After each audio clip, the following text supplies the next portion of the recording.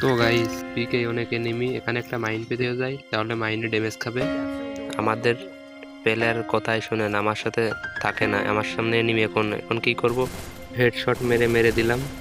এখন এনিমিকে ক্লিয়ার দেব, আমার কাছে আমাদের প্লেয়ার নাই। একা একা কি সম্ভব পিকে খেলা?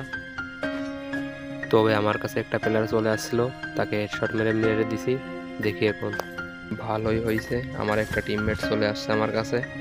অনেক প্লেয়ার, কোথায় গেল প্লেয়ার টের পাচ্ছি না, আশেপাশে আছে।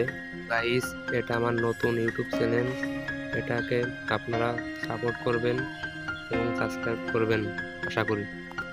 আমার প্লেয়ার বলতেছে নাকি সামনে প্লেয়ার আছে, তাকে সে তার সাথে ফাইট করতেছে, হয়তো বা এখন মরে যেতে পারে, তাড়াতাড়ি আমার যাইতে হবে, নাহলে আমার প্লেয়ারকে মেরে দেবে।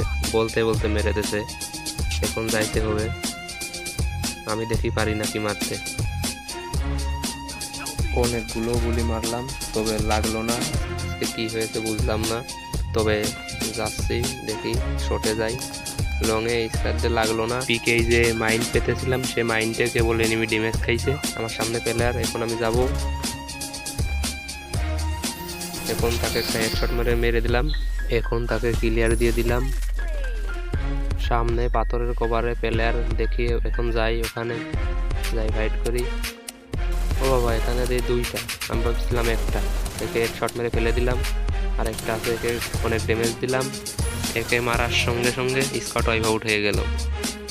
লাইফ অনেক কমে গেছে, এনিমি তো মারছে, একটু মেডি করে নি এখন। আমার কাছে আসলে রিভাইভ দাও, সামনে আমার প্লেয়ার আমি দেখি নাই। সঙ্গে সঙ্গে বলার সঙ্গে রিভাইভ দিয়ে দিল, আমাদের উপর রাশ দিয়ে দিয়েছে। এখন একটা গুলো ফেলে মেডি সুপারটা করে নিই, করে নে বেরোচ্ছি, না হলে আমার লাইফ কম মেরে দেবে। এখন বেরোবো।